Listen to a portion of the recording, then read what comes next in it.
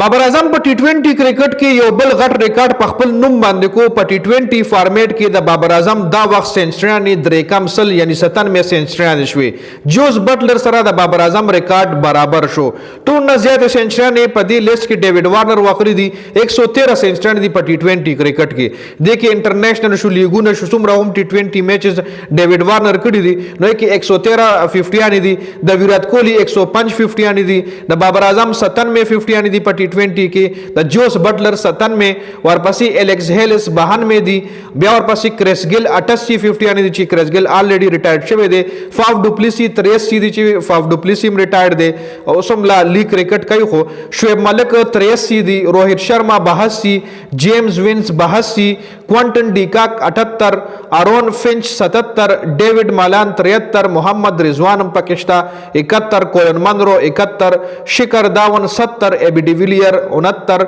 اور جیسن روئے هم 69 50 دي بابراعظم په دې لیست کې نمبر 3 شو بابراعظم ټوټل په ون ډے فارمیټ کې په टी20 فارمیټ کې سنچریانې 97 سنچریانې شوې جی